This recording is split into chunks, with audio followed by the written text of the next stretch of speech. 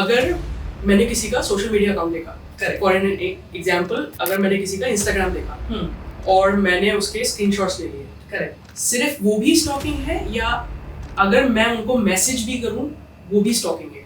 Now, but keeping a woman's pictures in your phone without her consent, somewhere or the other, amounts to harassment. Back in 2020, there was this locker room chats that were going around in India. So लड़कियाँ क्या कर रही थी? They were making like this group on Instagram where there are 20 to 30 women, and they're degrading this one man or a group of men. वो तो cyber bullying है. Cyberbullying हो गया, right? But they're also stalking people. We are being aware about it. ये same चीज़ कुछ भी हुआ लड़कियों में.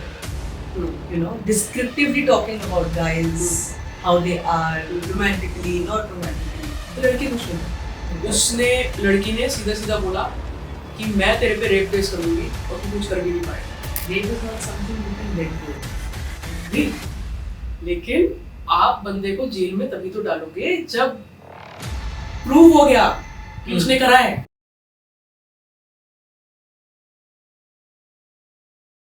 Welcome to the Sunday Monday show. दोस्तों, हमारे समाज में जब हम बात करते हैं महिलाओं के इक्वल राइट्स की, वहीं कहीं ना कहीं हम भूल जाते हैं मेन के राइट्स के बारे में. और इसी वजह से आजकल हम देखते हैं कि काफ़ी प्रॉब्लम्स आ रही हैं, काफ़ी इश्यूज़ आ रहे हैं. इसी के बारे में और जानने के लिए हम पहुँचे दिल्ली, जहाँ मिली हमें हमारी आज की गेस्ट चाहत राघव जी. चाहत 3 साल से ज़्यादा से एज अ लॉयर प्रैक्टिस कर रही हैं, एक एक्टिविस्ट हैं और लोगों को उनकी आवाज़ उठाने में मदद करती हैं. Enjoy the show.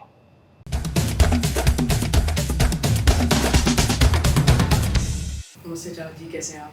I'm good. How are you? I'm good. Thank you सबसे पहले कि आप द संडे मंडे शो को अपना टाइम दे रहे हो. आप पेशे से लॉयर हैं और आप केसेस में डील करते हैं जो मेंस के संदर्भ में केसेस आते हैं. उन केसेस में आप काफ़ी डील करते हैं. Yeah. और इसीलिए आज हम आपसे बात कर रहे हैं. Perfect. But thank you so much for having me here. It's my pleasure. Thank you. So मुझे सबसे पहले ये पूछना है कि हैरासमेंट केसेस कैसे आते हैं आपके पास? फॉर एन एग्जांपल, जैसे, और शायद लोगों को इसके बारे में क्या कानून है इंडिया में नहीं पता इन जनरल. जैसे किसी ने किसी का पीछा किया, किसी लड़के ने किसी लड़की का पीछा किया और कई दिनों से कर रहा है, या फिर एक जगह है जहाँ से एक लड़की रोज निकलती है और वो सेम बंदा उसको रोज कमेंट पास करता है या उसको अनईजी फील कराता है. तो क्या ऐसा है कोई प्रावधान कि वो लड़की जाके रिपोर्ट करे और वो बंदे के खिलाफ केस हो जाए? Okay, so there are different sections of how to deal with this situation, right? So if you want to know it from the point of view of a woman, so in legal terms we call it stalking. So for example, a woman let's call her A, right? So A has a particular route of traveling from point X to Y, right? So now when she travels X to Y, there is this one man, as you said, let's call him B, and he stalks her. Now, stalking in legal terms can be of several types. It can be physical, it can be virtual, it can be cyber. Virtual stalking कैसे होती है? So, mapping your social accounts, right? So, I take pictures, I take screenshots, I keep on giving you text messages which make you uncomfortable or which make you have some sort of threat to your privacy. अगर मैंने किसी का social media account देखा, Correct. For an example, अगर मैंने किसी का Instagram देखा और मैंने उसके स्क्रीनशॉट्स ले लिए, Correct. सिर्फ वो भी स्टॉकिंग है या अगर मैं उनको मैसेज भी करूं वो भी स्टॉकिंग है? मतलब क्या उसके लिमिटेशंस हैं? Okay, so now if you are so Article 21 says right to life, right? That's a fundamental right. So if you are taking my pictures, like if you're taking a screenshot, you're keeping it with you, right? Or you are circulating it without my consent, that's harassment. Then that's stalking. अच्छा, if I'm just keeping it with me, Then I think that scenario becomes circumstantial. Then your intent comes into play. Why were you doing it, right? Now, but keeping a woman's pictures in your phone without her consent, somewhere or the other amounts to harassment, irrespective of the circumstantial stage we are at. Just like for example, someone, I have an open account on Instagram, right? I call myself an artist also. So I dance, I write, I create content, and somebody just has X number of photos, right? From Facebook, from Twitter, from Instagram. Now, when I get to know that this person is having it with him, I would want to know the reason. Because you never know, they can circulate it for any kind of reason, right? So that to an amount concludes into harassment. So now what was the earlier topic I was talking about? Stalking. So there are several types of stalking, right? Now if the person is consciously following her around and remarking and passing on comments that makes her feel threatened or makes her feel that her privacy is being breached, that is known as stalking. But now if these roles are reversed, I was about to ask. the men have no right. None at all. In India. Right? So if I go gaga, let's say, over a man and I want to know his whereabouts and I really want to just pursue him, right? And I want to follow him all around, he cannot do anything. Let's come back to social media. Alright. Okay? हाँ. You as a woman, Yeah. आपको कोई पसंद आ गया, आपने कहा चलो भाई इसका सोशल मीडिया स्टॉक करते हैं, Correct. ठीक है? आपने उसके सोशल मीडिया के अकाउंट के फोटोज लेने, स्क्रीनशॉट्स लेने शुरू कर दिए और मतलब all kinds of screenshots from Facebook, from Instagram, from everywhere where you could find.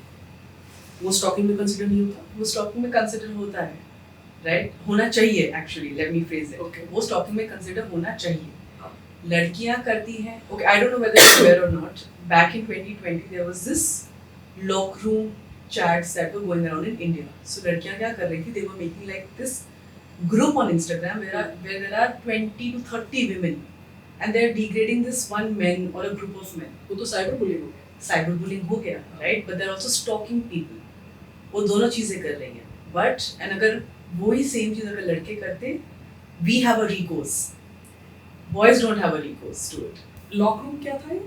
So this was when this came to light, तो जी. हमें जब पता लगा था that लड़के लोग ये चीज ऐसा कर रहे हैं where they have named their group chat as lock room, lock room. right? And they were circulating pictures, जैसे लड़कियों की pictures हो गई है, कुछ भी हो गया, and they were discussing about girls in detail. तो फिर that this particular thing came into light. फिर how we share nowadays, it's a click away. We are circulating it. We are sharing. We are being aware about it.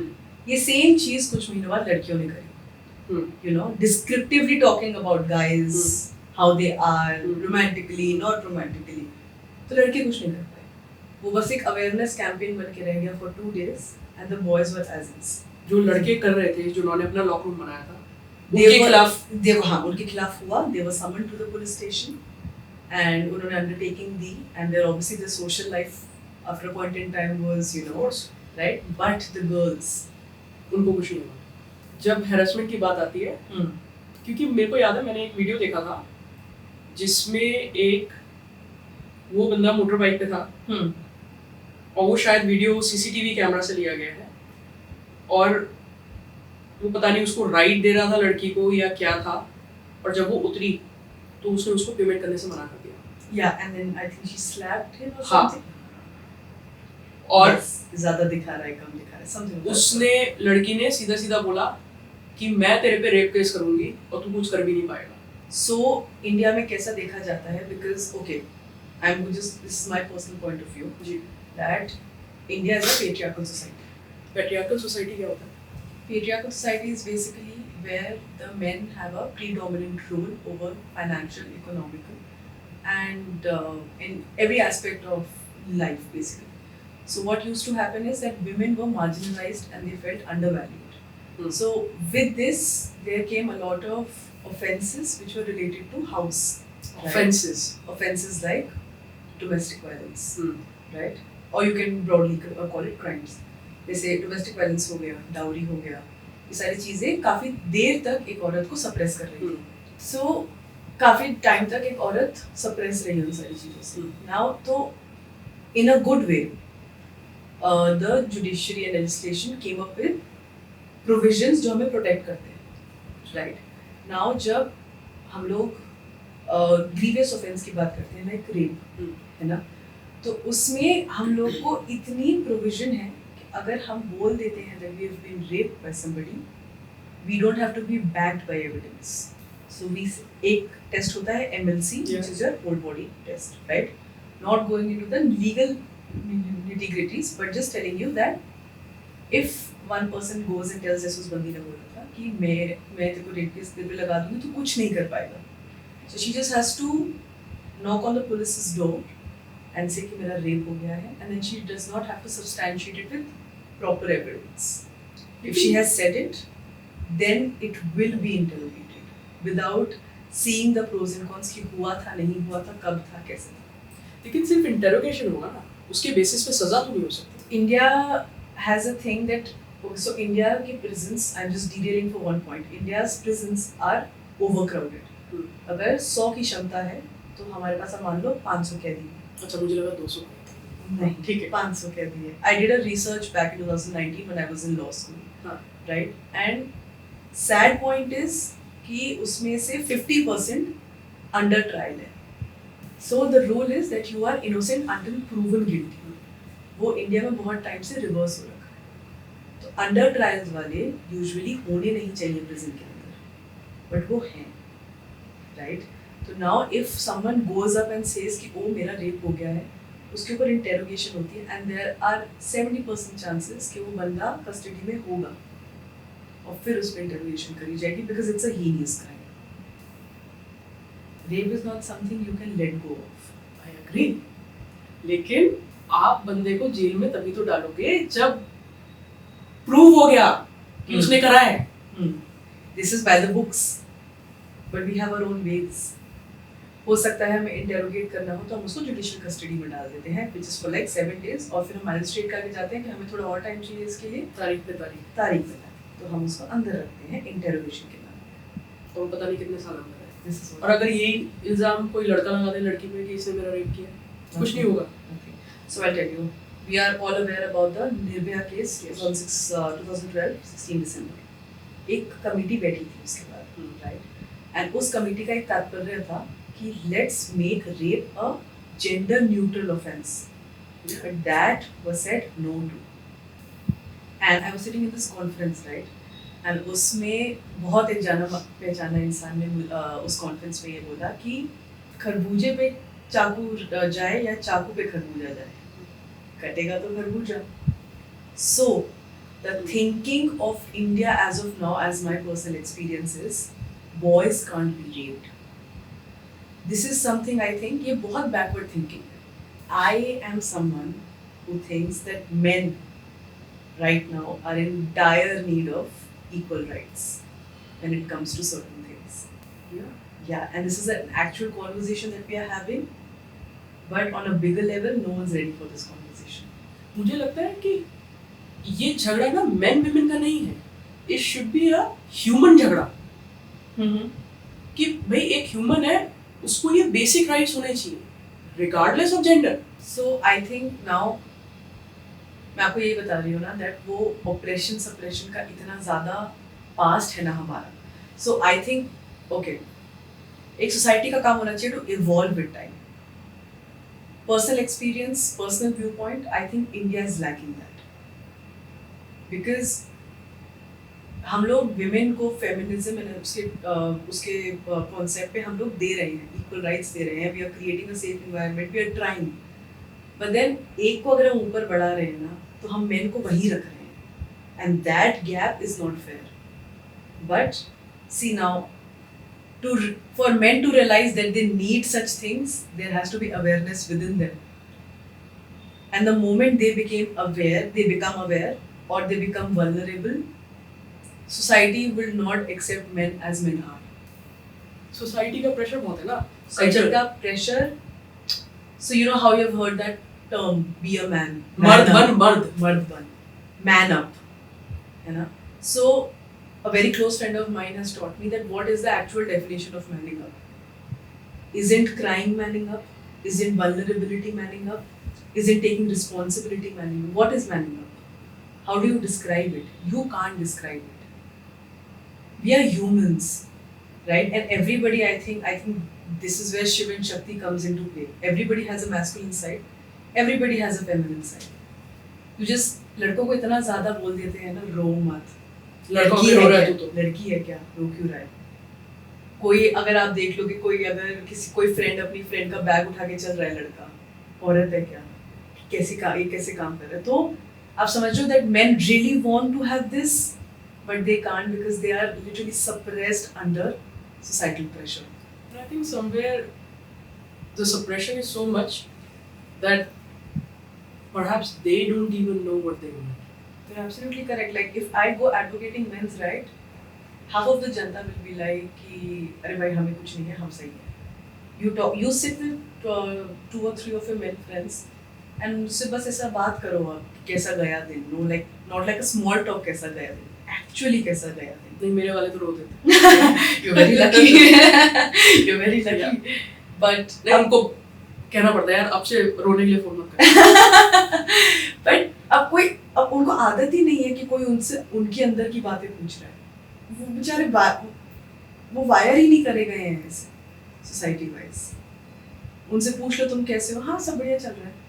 अंदर की वो जैसे हम if someone asks me how's your day, oh, I will start since the time I opened my eyes to going to bed.